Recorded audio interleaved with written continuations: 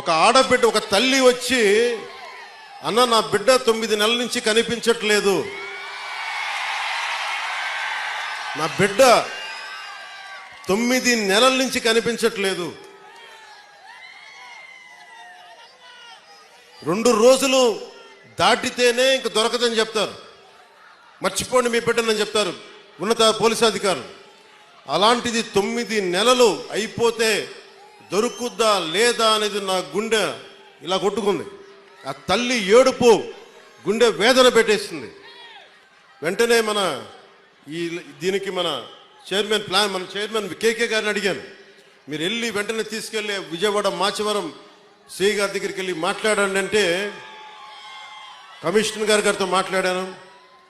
9 నెలలు దొరకని బిడ్డ 9 రోజుల్లో దొరికింది.